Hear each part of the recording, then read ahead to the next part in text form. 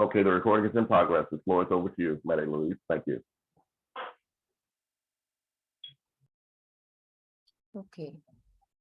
All right. Good morning, everyone. Can you hear me? Yes, thank you. Perfect. Can I share the screen now? Yes, you're in control. Perfect. Thanks a lot. Share. Okay. Awesome. I am going to reduce that. Okay. All right. First, thanks for having me, Lloyd and Andrew. And thanks for this UnityNet network, for the Andrew network. Thanks for having me, and thanks for all for being here. Today, I was asked to prepare something on Africa and the Caribbean, the tree and the fruits, shared experience between this highly diverse part of the world. Okay, I am Madly Louise, the founder of v20220908, and here are my contacts. Okay, Unity Global Network and Andrew Network, thanks. Africa and her diaspora, cultural mobilities and shared experience. First, I am going to say that my background is in social science, history and geography. Then to better understand this African diaspora in all its complexity, I embraced art studies, cinemas, and new technologies, but also international law, environment, and indigenous rights. Now, today, I am also digital artist and digital art historian. Of course, I also studied digital humanities, and I now think about how these new technologies can better include our indigenous communities into the world and the economy, in the world economy, let's say. All right, now, Africa, the continent or the mythic Africa. We'll distinguish here two experiences, the native African experience and or the Black diaspora experience. And we'll study the cultural link between these two highly diverse parts of the world and communities. Okay. The scramble for Africa the Wonderful. Let's start by that, and we'll just set a little historical context. Africa is known as the cradle of humanity. East Africa, South Africa, Mediterranean area, it depends on the theory. Africa, 54 countries with artificial borders established at the Berlin Conference in the 19th century. Berlin Conference or Congo Conference, a process known to be the scramble for Africa. The Berlin Conference with Leopold II, Portugal, France, Great Britain, and Germany did not initiate colonization in Africa, but it legitimates the process. And by 19th century, 19% of Africa was claimed by Europe. Africa, the wonderful experience since ancient time, as many other parts of the ancient world, diverse system of servitude and slavery, debt slavery, enslavement of war captives, slavery for prostitution, military slavery, slavery for domestic and court purpose, then plantation slavery in East Africa and some places of West Africa were widespread throughout Africa in ancient and medieval Africa. Now, let's talk about the African trades. There's three main trades: Trans-Saharan slave trade, Indian Ocean slave trade, and Atlantic slave trade, which started in the 16th century. First, let's speak about the Muslim slave trades and the Zanj. The Trans-Saharan slave trade, the first record of it seems to be 30 years before Christ, with Senefu, Egyptian king who crossed the fourth cataract of the Nile to capture slaves in Nubia, modern Sudan. Raids for war prisoners in the Nile Valley and in Africa intensified since then, and it is known that the ancient Nubians were taken as slaves by ancient Egyptians. In 50th century before Christ, Herodotus recorded that black slaves from the Sahara were sent to Roman Carthage. Some argue that the scale of this trade during antiquity may have been higher than the medieval trade, but most scholars agree to say that this trade intensified when the Arabs and the Berbers introduced numbers of camels in the deserts. The trans-Saharan slave trades established in antiquity continued during the Middle Age. Paul Lovejoy estimates that around 6 million Black sub-Saharan slaves were transported across the Sahara between the 17th century to the 16th century, mainly to Morocco, Tripoli, Cairo, and Algiers, the main medieval slave market in North Africa. Now, the Indian Ocean trade. The Zanj is Bantu. Since 2000 BC, Babylonians, Egyptians, Greeks, Indians, Persians traded slaves in the Indian Ocean and around the Red Sea. Pliny the Elder's natural history described the slave trade in the Indian Ocean in 77 CE. This trade intensified and became a major enterprise in the 6th century with the Byzantine Empire and the Sassanid Empire. Under the Sassanid Empire, slaves, but also scholars and merchants were displaced and transported.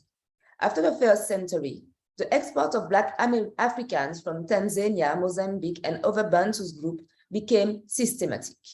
Medieval period, Muslim, Arab, and Swahili traders won control of the Swahili coast and sea routes with the Sultanate of Zanzibar. Traders enslaved Zanj, Bantu, from the interior and present-day Kenya, Tanzania, Mozambique.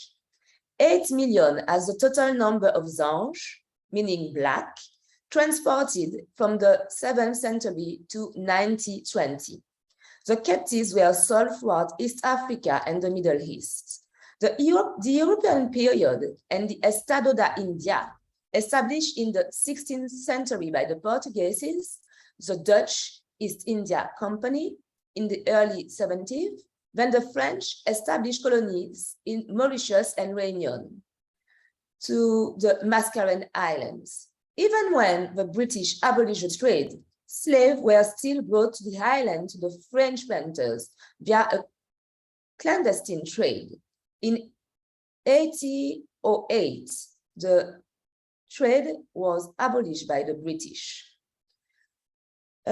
Between 5,000 and 70,000 slaves were deported between the 16th and the 19th century, and approximately the same amount were sent at the same period to the Americas from the Indian Ocean.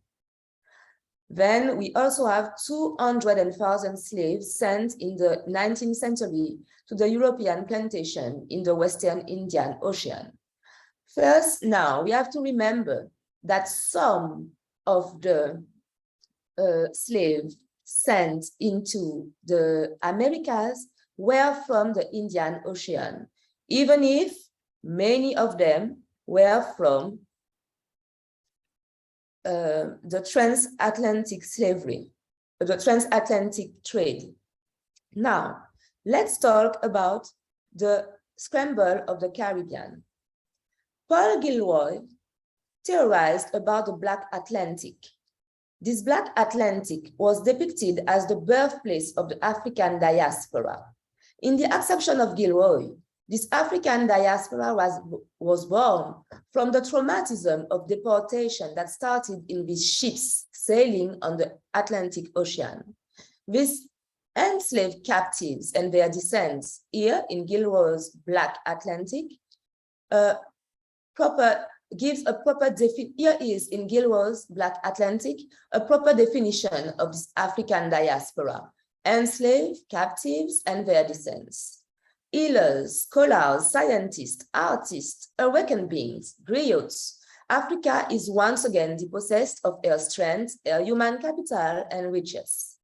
Akan from Akan land in West Africa, but also from East Africa and the Indian Ocean, from Bantu land, from the Zanj lands.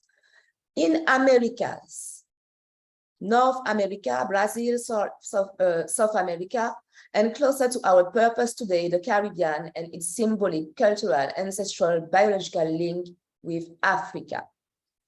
Actually, the Caribbean are a laboratory with all these people from all these places in Africa. The triangular slave trade and the Middle Passage from the 16th to the 9th century are well known. Various people from Central and West Africa to Americas and the Caribbean, and the encountering of other people as the Amerindians and the Europeans. Consequently, we have here the creation of a new humanity. Now, let's say that almost 12 millions of people has been deported during the transatlantic slave in 400 centuries. Okay, now that's just a little poem that symbolizes, according to me, the fact that this African diaspora from the Americas was born in the belly of the Atlantic Ocean, and Yemaya was there.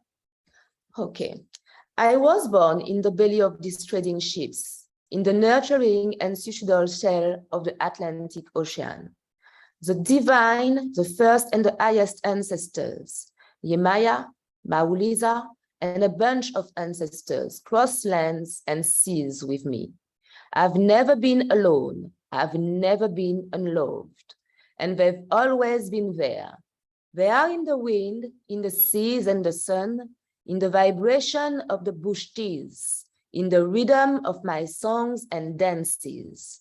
They took centuries to talk one truth for me, teaching me how to spell my name, my holy name, my primordial name, I am that I am. That's just some words to say that actually the freshness of the new South for the African diaspora and for Africa is a result of the individuation and the self-realization of these inhabitants. The Caribbean, an heterogeneous laboratory. Now let's focus on some fresh approaches to embrace this territory. A new approach to African Caribbean mobilities. Highly diverse territory with a shared traumatism and experience. Despite their heterogeneity in terms of culture, languages, and political and economic histories, the connection between the African continent and the Caribbean are manifold, stretching back to this transatlantic slave trade. A movement of people, displaced communities. Here are the trades and the slavery. Slave trades and slave routes are also mobility studies, part of mobility studies, African studies, Caribbean studies, but also mobility studies. And this approach is a kind new. Humanities and social science and now digital humanities can also embrace this slave trade history and legacy. Beside the people, Zanj, Bantu, Akan mobility, there's a circulation and a transfer of knowledge between both Africa and the Caribbean. To the past as well as to the present, manifold mobile connection to the region's heart's belief, songs, images, plants and medicines, recipes, texts, ideas, subjects. This is the immaterial world heritage of the global South, of Africa, of the Caribbean. Mobility extends beyond just the movement of people and that we can also see the mobility in knowledge, wisdom, ideas, objects, traveling either in a material sense or in imaginaries, in physical as well as in virtual spaces, virtual and mythical spaces. Africa and the Caribbean, part of a new South. Talking humanity, the Atlantic dialogues. Now, we realize as scholars that some dialogue can be established between the Atlantic experience, between the South basins of the Atlantic and the Mediterranean with North Africa, but also a dialogue with Sub-Saharan Africa and the Caribbean. Let's talk about the thinkers of this diaspora and of this relationship between Africa and the Caribbean. Let's talk about the Negritude, a movement born in the 40s and by the hand of Aimé Césaire, Léopold Sédar Senghor from Senegal, and Léon Gontran Damas from Guyana, French Guyana. The Negritude was a movement that first established the link between all these communities and territories, that was claiming the fact of sharing the same identity of being considered as Black. And that was also officially by the end of these brilliant people who were studying in Paris, in l'École Normale Supérieure. That was a way to signify their humanities, but also the similarities between Africa and the Caribbean. Of course, they also theorized some differences. Now, let's talk about other scholars from other parts of Africa. For example, Cheikh Anta Diop, also brilliant, that also studied this connection this connection of Africa to the rest of the world and the legacy of Africa in the world story. All these thinkers started in the mid-20th century to claim these theories. We are in my generation, in our generation, the children of Césaire, Senghor, and Damas. Frantz Fanon, a psychiatrist working for French government in North Africa, established a link between the colonized North Africa and the assimilated Caribbean. That was also a way to signify that the traumatic experience and the fact of being considered as subalterns by the former colonizers created a shared history, a shared memory, and allowed us to federate ourselves to better tell our histories. Edouard Glissant, poet, but also scholars, teachers, and thinker, is also a student of Césaire. He theorized about the whole world and is the father of the Batutos. For him, the Batutos are a people that is born in Africa, in some place in Africa, in a central place in Africa, too central to be considered. Actually, the Batuto are part of these people who don't need to talk, who don't need to be seen, who are just enduring with the rest of humanity and who are sharing their light as witness of the world. The Batuto are an interesting concept because the humanity of the Batutos are prompted by Edouard Glissant. They are part of humanities. Even if they are from Africa, they are sharing the whole world and their humanities with all the human beings of the planet.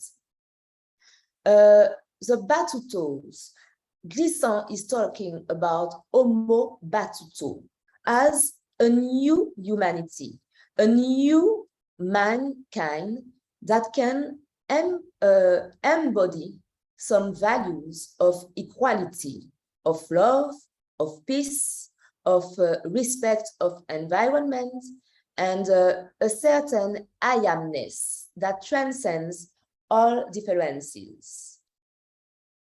This concept is really, really interesting for me, and I have been really, really influenced by Glissant and his thoughts. Now, in the African diaspora, in a broader term, Steve Biko from South Africa theorized about the blackness.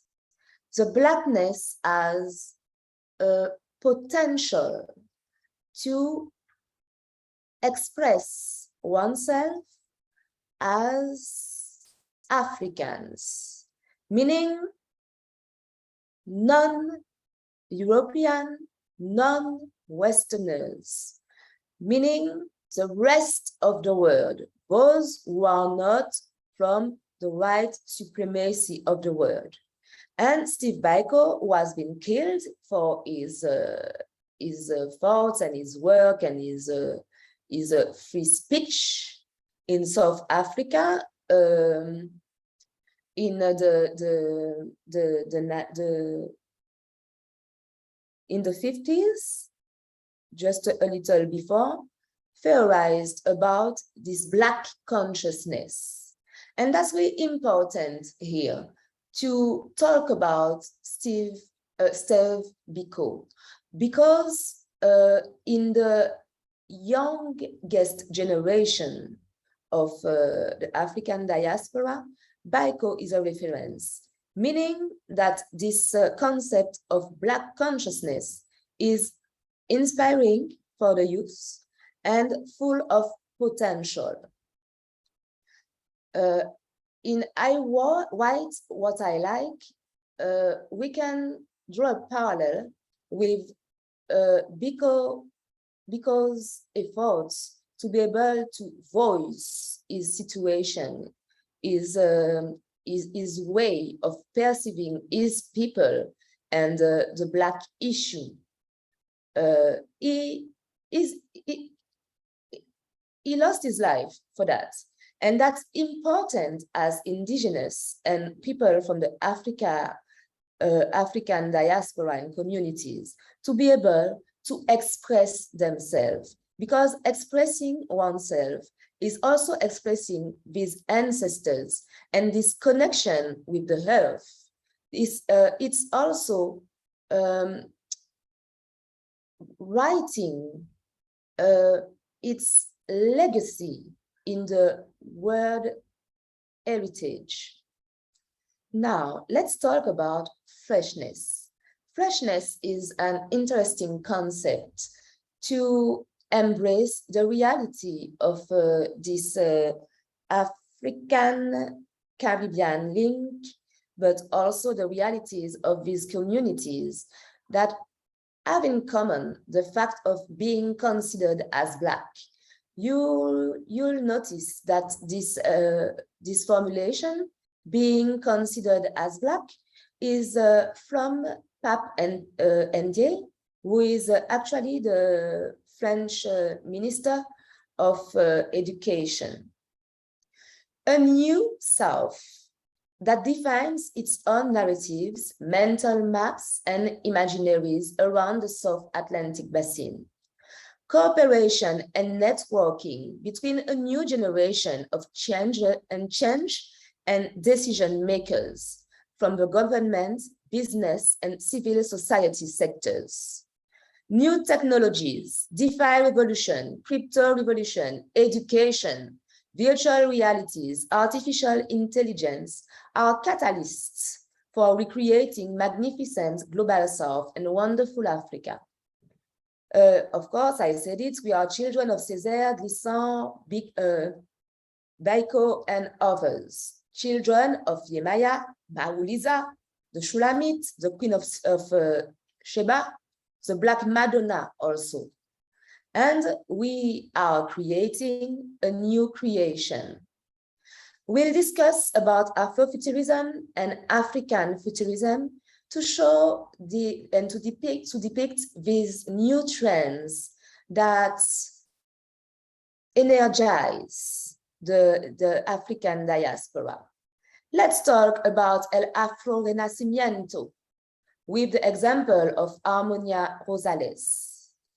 I'll just let you see this slide and this painting from Harmonia Rosales, Afro-Cuban painter and activist, and really engaged young women and leaders from the Caribbean Afro diaspora.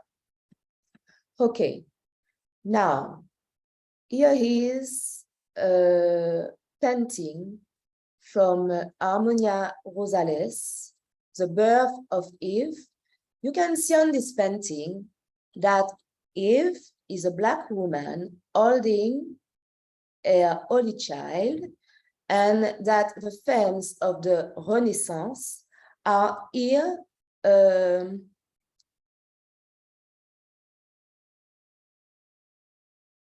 excuse me, the Renaissance themes are here revisited with an African aesthetics, meaning that this generation is contributing to write new aesthetics, new narratives about the genesis of this African diaspora. Now, that's interesting. This painting from 2017, America's Civilized, can show ends to ends an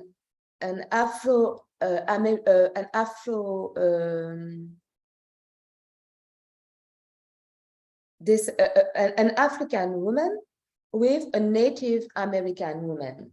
Consequently, we can see here that once again, Harmonia Rosales is playing with the codes, and the codes are reversed here.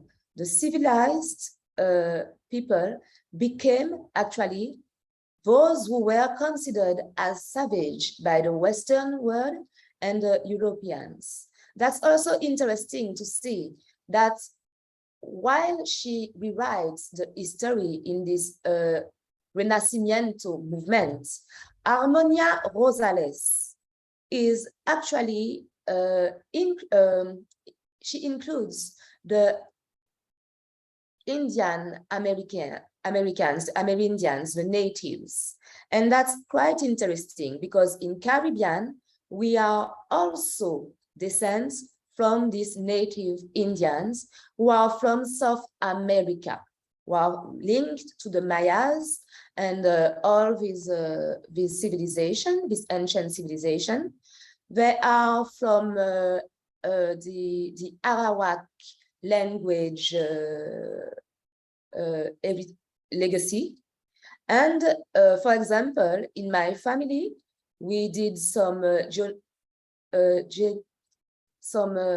genealogical research, and we discovered that the grandmother of my grandmother was actually a native Indian woman, and she married a white man, a white Frenchman from the Beauce in France.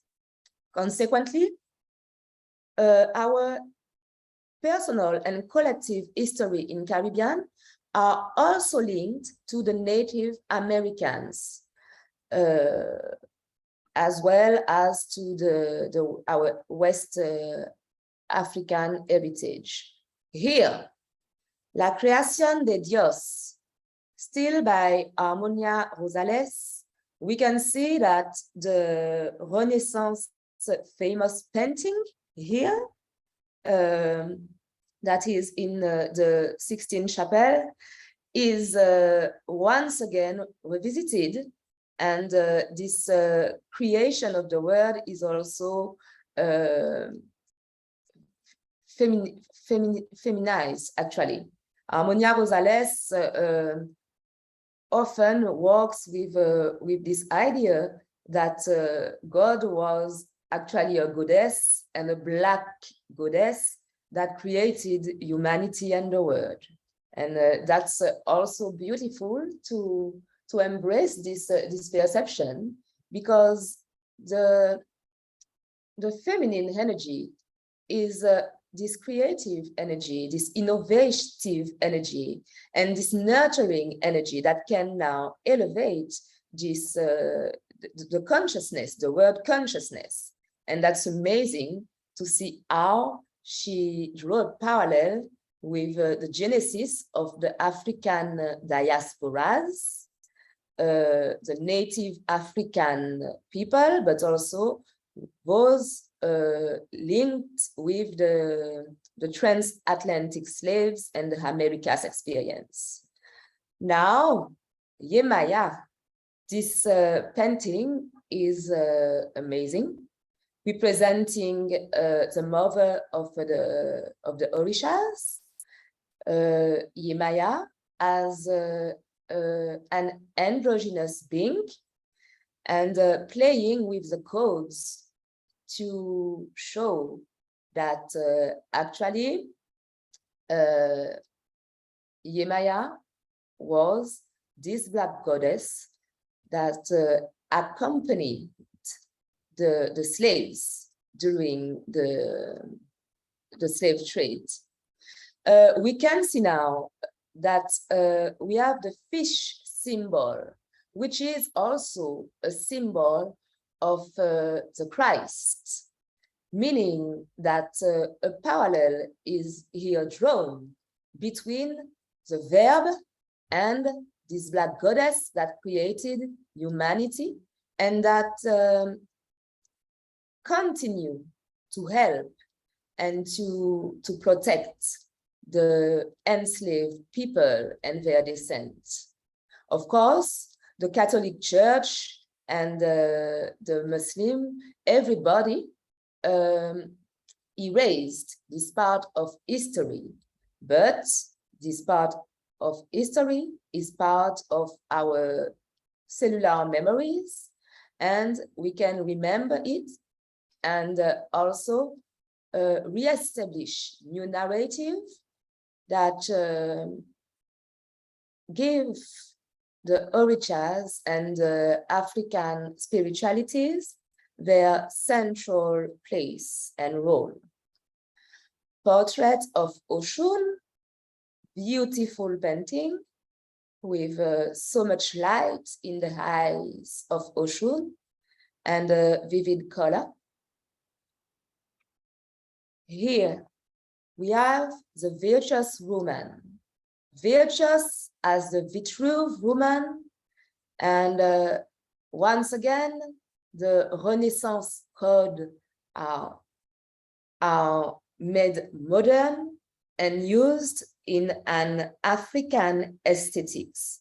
I love that picture and that paintings, and that influenced me a lot for my own organization, to celebrate the power of this feminine energy, of this blue, orange, and green economy and ideologies that now shape our businesses and our way of rewriting our own histories. Here is a great painting, and you can draw the parallel with the power of the feminine in this new South, the power of this energy that can actually reinstall new values of peace, of love, of oneness, of interconnectedness between African and the Caribbean, between the global South, but also with the rest of the world and with the white supremacy. Paracosm is actually a young Black artist that illustrates in digital art and in the futuristic movement. Futurism as a new trend of the art narrative and aesthetics in art and particularly in digital art. You can see that this lady without a head can also be seen as an androgynous being. We can see that her breasts could be, excuse me, the breast of a man. We can really distinguish well. I think that all these themes of androgyny symbolize the individuation and the self-realization of these diasporas that are actually elevating in consciousness and that are taking more and more place in the world heritage, and they are earning invisibility. But we have to speak about this enlightened vagina and on these open legs, because this feminine energy, this sacred feminine, this feminine divinity is actually the gateway from higher states of elevation in consciousness. Yeah, now, I just took here a screenshot of Africa and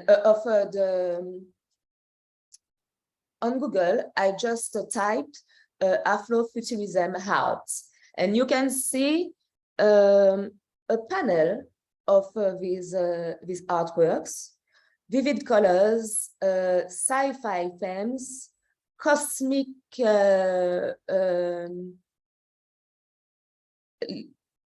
affiliation, and we can draw a parallel. The Afrofuturistic movement touches painting, but also fashion, also comic, and a lot, also architecture. And that's amazing to see how creative these young creators are, while actually creating a new trend and a new aesthetics in visual art. Here we have the Walker Learning Group, who is a group that share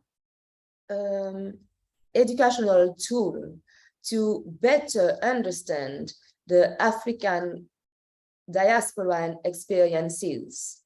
Afrofuturism is imagining a future rooted in layered history and miraculous survival. You can easily draw the parallel with those who survived the middle passage. Okay, we can say that we are talking about Africa plus Afro plus Black plus diaspora plus time space, because this Afrofuturism themes depicts the African diasporas and experiences beyond time and space. We have a range of cultural elements that may be highlighted, celebrated, and reclaimed. Sci-tech may grow out of being shipped, marooned, nomadic, and disconnected. Of course, we have some keywords: status fashion, melanated, skin, curly and coily hair. warmer climates, land work and resources, survival strategies, time travel, historical preservation, tech secure, communication, self-sufficiency, healing, decentralized necessities. How do Hamilton and Lovecraft Country express this? Okay, actually now we are in an aesthetic that we've seen in, for example, the Black Panther movie. And actually, this is really a new trend to watch and to study in the future years. Here we have some video about Afrofuturism, and I'll be glad to watch it a little later if you want to. But just to say, this is part of an article, an interesting article that was interviewing a female creator that claimed herself from this Afrofuturism tendency, school, let's say, but she introduced a difference between Afrofuturism versus African futurism. Let's say why. African futurism is different from Afrofuturism because African futurism is rooted in native African experiences and aesthetics, whilst Afrofuturism focuses on Black diaspora experiences and aesthetics. And actually, I'll quote someone that we are going to see in the video later. Initially, I and other people I know went around calling ourselves Afrofuturists. We are only now trying to detangle that identity. Over time, I started feeling uncomfortable calling myself an Afrofuturist.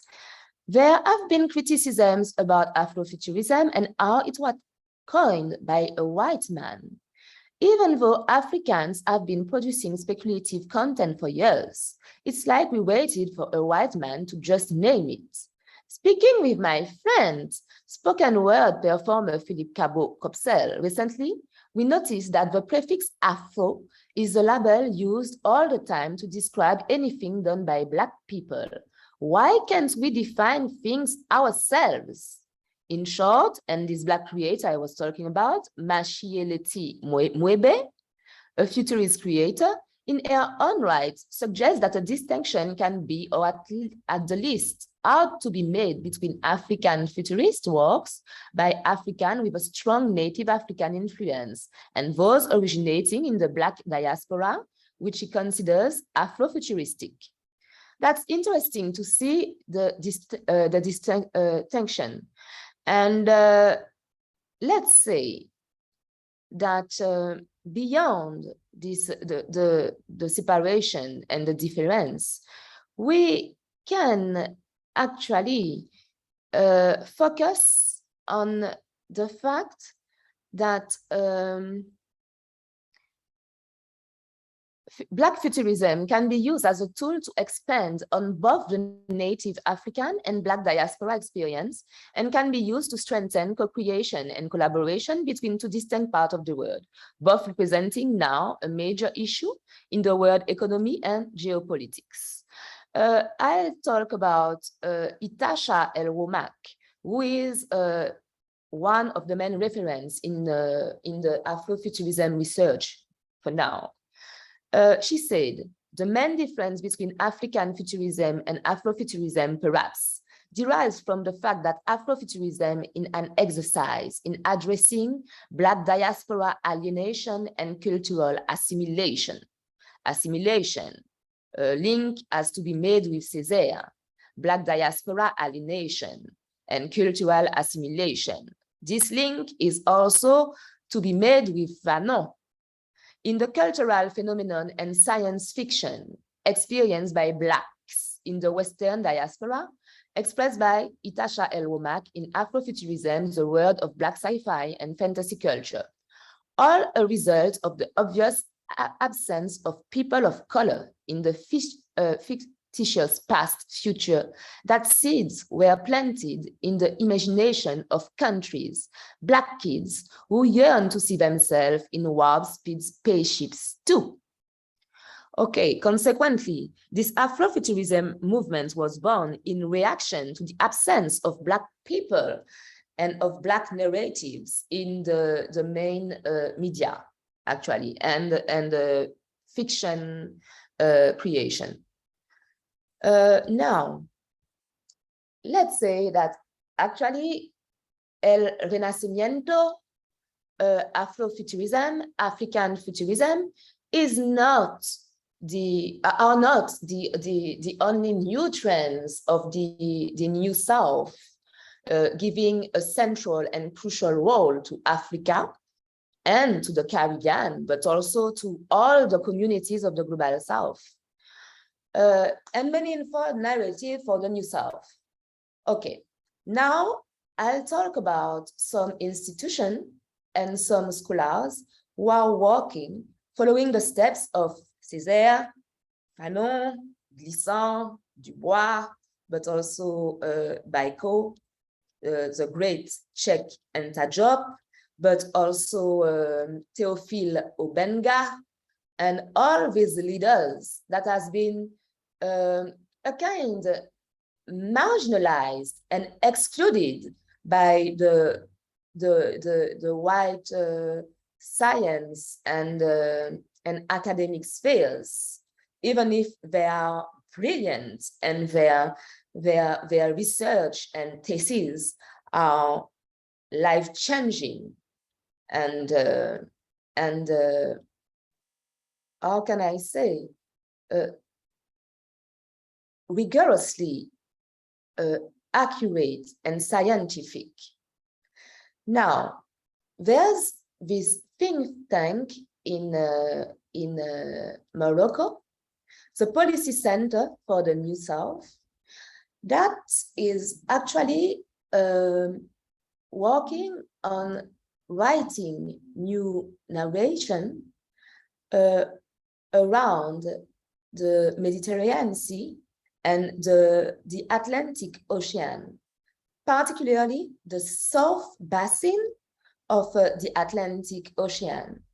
They established a link between the history of people in Africa and people in Latin America and the Caribbean. And these people are also organizing themselves as a young leaders networks that actually allow cooperation and networking between Black leaders around the Ocean Atlantic and the Mediterranean. Their work is interesting, and they are talking about New Souths, and they are working to the establishment of new mental maps and narratives for the African diasporas. Now, we have another project. This one is made by a young woman of Senegalese descent. She lives in UK, and her mother was immigrated to UK. She's from Senegal, and her name is AHIABGA, and she's the founder of the African History Project, a school, an online school that actually teach African history to teachers around the world, but also to all the people who are interested in learning more about this history. And AHIABGA is also a writer. She writes a book entitled The Black Consciousness, as she is a direct daughter of Steve Biko.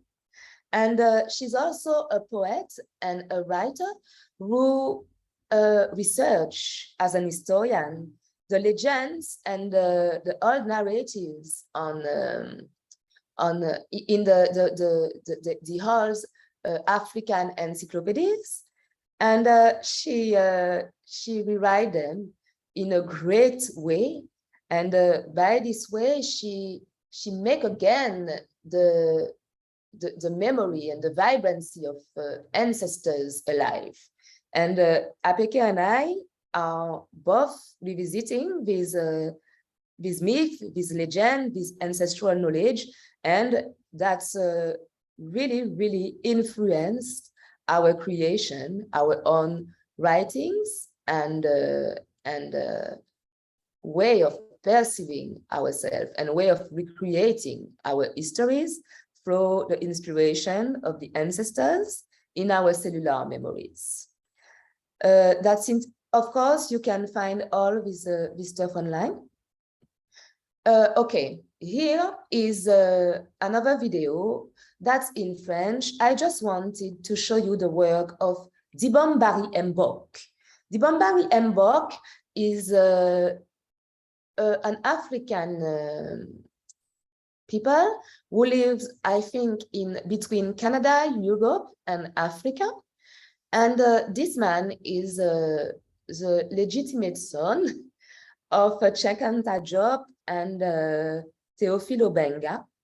And he is one of the founders of the African classic humanities, a new trend among the scholars. We are actually revisiting the antiquity of the sub-Saharan Africa. Dibombari Mbok is a specialist of the sub-Saharan languages, and he works to show that all African languages, sub-Saharan languages, are linked, and that they left a legacy in the Arabic language, but also in all the creoles of the Caribbean. And of course, he considered the people with the African native experience and the people from the slave trade and the Americas experience are the same people with the same origin and the same similarities in the indigenous languages and pidgins.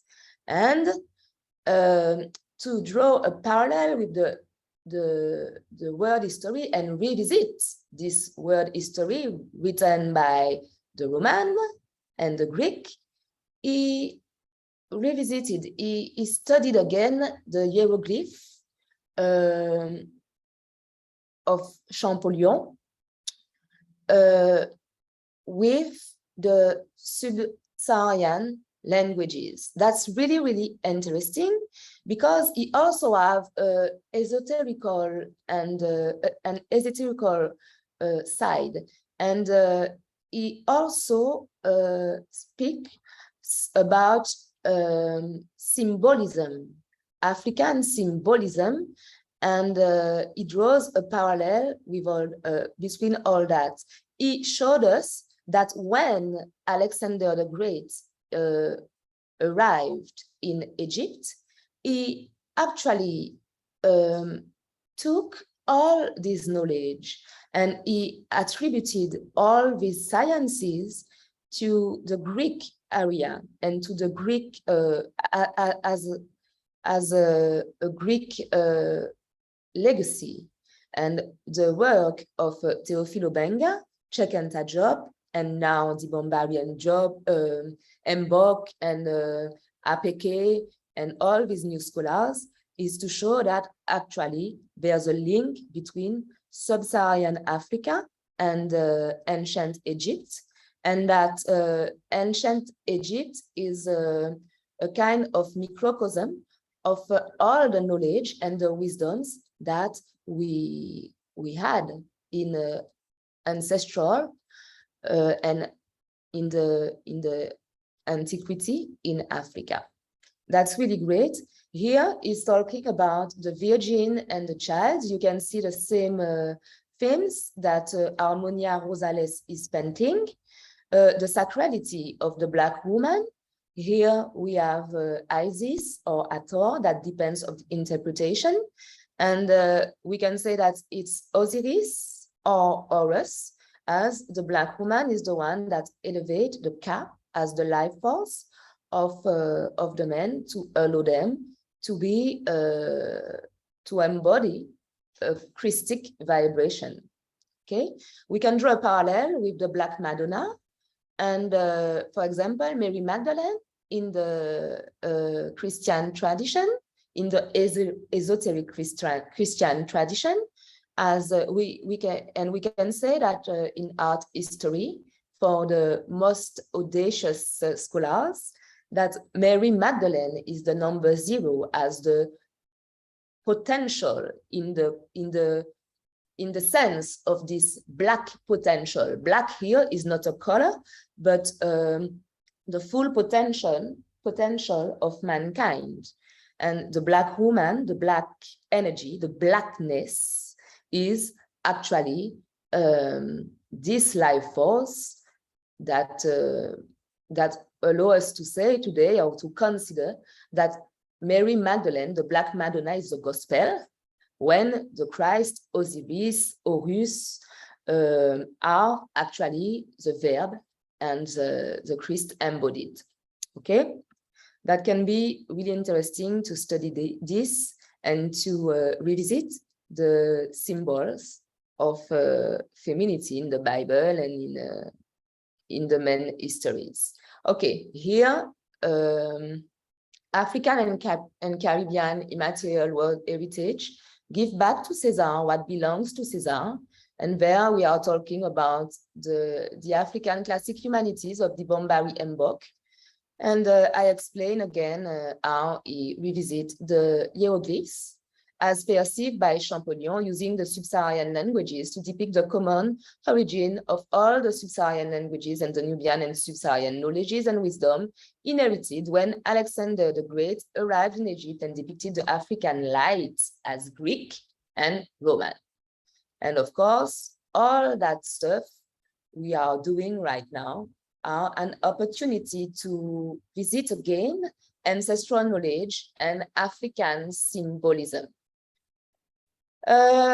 Yes, now I just want to show you how new technologies and digital humanities, digital arts can, and DeFi revolution can actually make Africa and the Caribbean and the Global South greater. Some application and digital innovation to emphasize the role of digitalization in innovation and the emergence of a new South. We have Traveling While Black app, showing people what it is to be Black and to travel around the world with all the prejudices we can live. Elixir is another app that also allow people to express this Blackness as an experience, an African experience, but also as a highest potential in consciousness. We also have We Live Here app, and that's something really interesting that show with VR, virtual reality, the day of a Black mother from America, who actually learn when she's at work the death of her son. And that's really, really made with empathy to reduce the distance between the African diaspora in America and the white American citizens, and a way also to explain what is it to be a Black mother in the current days in America.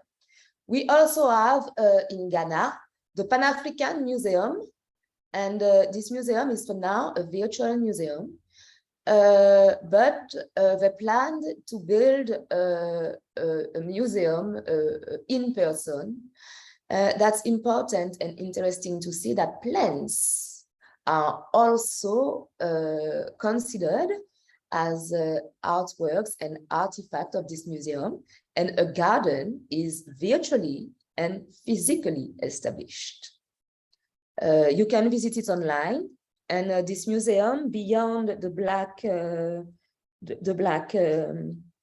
dimension, is a museum that shows humanity their common origin with Africa. All humanity, their common origin in Africa. All right, and now I just want to end with that. That's a book of Dylan Robinson called Hungry Listening, because Dylan Robinson is an Indigenous man from Canada, and actually he is from he is a native Indian American man, and he speaks about hungry listening, hungry settlers, as the way Europeans and Westerners decided to embrace our art, spirituality, music in this case, and he considered that this supremacy actually established a way of exploiting in a way of consumption in the way they perceive us, but also our creation as Indigenous or Black people.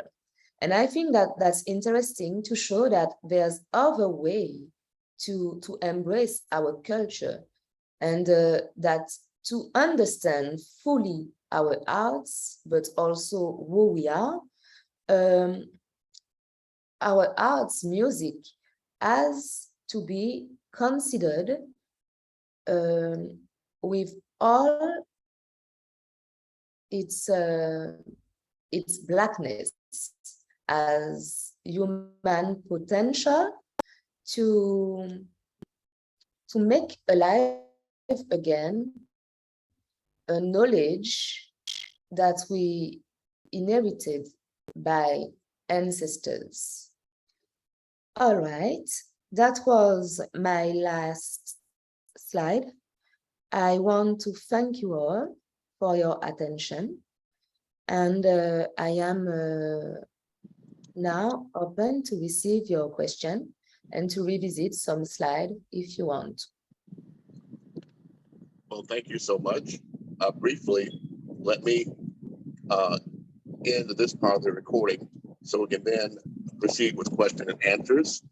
So give me just a moment, please. If you could stop sharing your screen, I'll share our intermediary screen. Thank you. And that was a presentation by Natalie Louise.